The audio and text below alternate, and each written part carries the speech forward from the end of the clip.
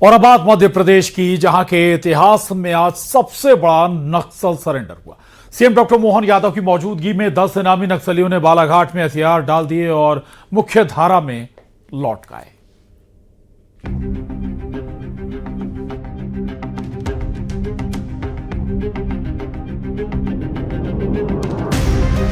मध्य प्रदेश के इतिहास में आज सबसे बड़ा नक्सल सरेंडर हुआ। बालाघाट में एक साथ 10 इनामी नक्सलियों ने अपने हथियार डाले और मुख्य धारा में लौट आए। सरेंडर करने वाले सभी नक्सलियों पर मध्य प्रदेश, छत्तीसगढ़ और महाराष्ट्र में कुल मिलाकर 2 करोड़ 36 लाख रुपए का इनाम घोषित था। सभी नक्सलियों ने मुख्यमंत्री डॉक्टर मोहन यादव के सामने पुलिस लाइन बालाघाट में आयोजित पुनर्वास से पुनर्जीवन कार्यक्रम में आत्मसमर्पण किया। सरेंडर करने वालों में कान्हा भूरमदेव डिवीजन के लीडर सुरेंद्र उर्फ कबीर और उसके 9 साथी शामिल हैं। और मध्य प्रदेश के इतिहास का ये सबसे बड़ा सरेंडर आज हमारा यहाँ 10 अलग अलग सदस्यों द्वारा किया गया। इसमें सुरेंद्र उर्फ कबीर जिस पे 62 लाख का इनाम है, इसी के साथ राकेश ओडी, मनीष पिता समरथ, इस पे भी 62 लाख का इनाम मध्य प्रदेश, राजस्थान और महाराष्ट्र पुलिस द्वारा, तीनों राज्य की पुलिस जिनको ढूंढ रही थी। समर उर्फ समारू, इस पे 14 लाख का इनाम। सलिता उर्फ सावित्री, इस पे 14 लाख का इनाम। विक्रम उर्फ हिडमा, इस पे 14 लाख का इनाम।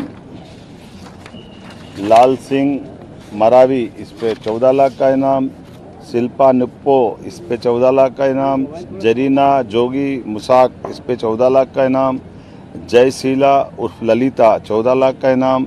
नवीन नुप्पो, इस पे भी 14 लाख का। कुल जमा लगभग 2 करोड़ 36 लाख का इनाम इन विविध अलग अलग प्रकार के 10 नक्सलवादी दलम पे था। इन्होंने सबने पुलिस की योग्य कार्रवाई के कारण से अपने आप को सरेंडर किया है। सरेंडर करने वालों में 4 महिला और 6 पुरुष नक्सली हैं, जिन्होंने 2 AK-47, 2 INSAS rifle, 1 SLR, 2 SSR, 7 BGL सेल और 4 वॉकी टॉकी पुलिस को सौंपे।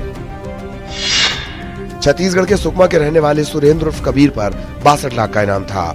महाराष्ट्र के गढ़चिरौली के रहने वाले राकेश ओडी उर्फ मनीष पर भी 62 लाख का इनाम था। छत्तीसगढ़ के बीजापुर के रहने वाले समर उर्फ समारू पर 14 लाख रुपए का इनाम था। छत्तीसगढ़ के बीजापुर की रहने वाली सलिता उर्फ सावित्री 14 लाख की इनामी थी। छत्तीसगढ़ के सुकमा के रहने वाले विक्रम सिंह उर्फ हिडमा पर भी 14 लाख का इनाम था। छत्तीसगढ़ के दंतेवाड़ा के लाल सिंह मरावी उर्फ सिंगा भी 14 लाख का इनामी था। छत्तीसगढ़ के बीजापुर की निवासी शिल्पा नुप्पो भी 14 लाख की इनामी महिला नक्सली थी। छत्तीसगढ़ के बीजापुर की जरीना उर्फ जोगी पर भी 14 लाख का इनाम था। छत्तीसगढ़ के बीजापुर की जयशील उर्फ ललिता बोयम भी 14 लाख की इनामी थी। छत्तीसगढ़ के सुकमा का रहने वाला नवीन नुप्पो उर्फ हिडमा पर भी 14 लाख का इनाम था। खेती काम करूंगा घर जाके, माँ बाप है पिताजी भी है, हम लोग बुलाने से जाऊंगा सीधा घर पे। हाँ। मिशन कैसा लग रहा है आपको? सरकार की जो नीति है अच्छा चल रहा है ये नीति। मानता है आप अच्छी नीति है। हाँ अच्छा नीति। विक्रम, कब से आप नक्सली संगठन में? बिल्कुल 2019। अच्छा, कैसा लग रहा है आज समर्पण किए हैं आपने? अच्छा लग रहा है। अच्छा लग रहा है। हाँ। इसके बाद क्या करेंगे आप? अब घर जाके खेती का काम करूंगा। अच्छा। हाँ। जानकारी के मुताबिक इन नक्सलियों के सरेंडर में वन कर्मी ने मुख्य भूमिका निभाई है। इससे पहले 1 नवंबर को महिला नक्सली सुनीता ने भी मध्य प्रदेश की आत्मसमर्पण नीति से प्रभावित होकर हथियार डाले थे। श्रीनिवास चौधरी के साथ bureau report, Balaghat, news 18।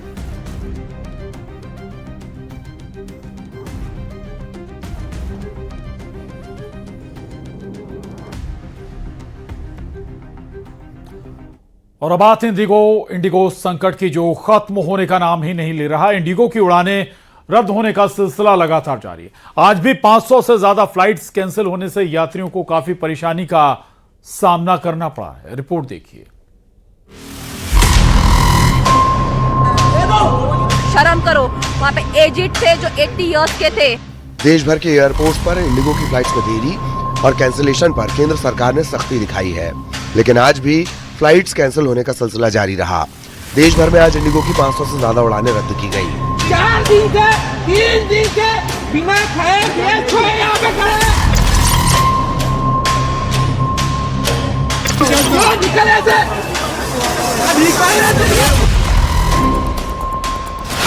Hyderabad से इंडिगो की 115 फ्लाइट रद्द की गई, मुंबई से 112, बेंगलुरु से 150, दिल्ली से 109 उड़ान रद्द की गई। चेन्नई, त्रिची और चंडीगढ़ से भी फ्लाइट कैंसिलेशन जारी है। कुल मिलाकर आज इंडिगो की 538 फ्लाइट्स प्रभावित हुई। पिछले 3 दिनों में इंडिगो की 2000 से ज्यादा फ्लाइट कैंसिल हुई है।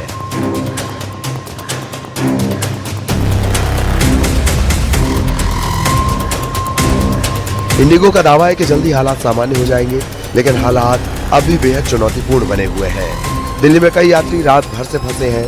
किसी की फ्लाइट कैंसिल हुई तो कोई लगातार रीशेड्यूलिंग से परेशान है। टिकट काउंटर्स पर लंबी कतारें हैं और बैगेज कलेक्ट करने को लेकर अफरा तफरी का माहौल बना हुआ है।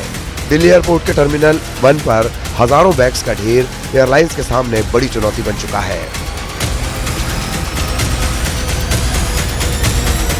यहाँ पर आप तस्वीर देखेंगे, यहाँ पर अभी ऐसे कुछ लोग हमें नज़र आ रहे हैं जिनकी फ़्लाइट कैंसिल हुई हैं।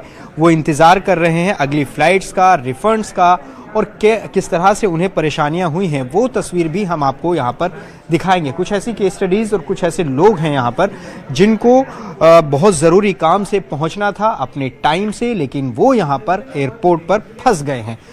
यहाँ पर ऐसे ही मुझे 2 शख्स यहाँ पर नज़र आ रहे हैं। एक बार इनसे बात करते हैं। ये कहाँ जाने वाले थे, कहाँ से आ रहे हैं? अपना नाम बताइए और ये बताइए कि आप कहाँ से आए हैं, कहाँ जाना चाहते थे और कब से यहाँ पर फंसे हुए हैं? जी सर, मेरा नाम मोहम्मद गुलाब अली काजी। मैं 6 तारीख शाम को 5 बजे मैं दिल्ली एयरपोर्ट में पहुंचा। 7 तारीख सुबह मेरा फ्लाइट था गुवाहाटी, दिल्ली टू सुबह जी, दिल्ली टू गुवाहाटी से फ्लाइट था आपकी 7:45 में। अभी मैं उस टाइम गया, बोल रहा आपका फ्लाइट कैंसिल है। ठीक है, अब बोला ठीक है, अभी वो फ्लाइट कैंसिल है तो थोड़ा बाद में दे दो, 8, 9, 10 बजे। बोल रहे आज फ्लाइट नहीं है। नागरिक उड्डयन महानिदेशालय ने इंडिगो को कारण बताओ नोटिस जारी किया है और 24 घंटे में जवाब देने को कहा है। इसके अलावा जिन यात्रियों के टिकट कैंसिल किए गए हैं उन्हें आज रात 8 बजे तक पैसे रिफंड करने का अल्टीमेटम भी दिया गया था। वहीं इंडिगो फ्लाइट विवाद अब संसद की दहलीज तक पहुंच गया। परिवहन, पर्यटन और सिविल एविएशन की संसदीय समिति इस पूरे मामले पर सख्त नजर आ रही है। जानकारी के मुताबिक जल्द इस समिति इंडिगो समेत सभी एयरलाइंस को तलब कर सकती है। साथ ही डीजीसीए और नागर विमानन मंत्रालय के अधिकारियों को भी बुलाने की तैयारी है। Bureau report, news 18।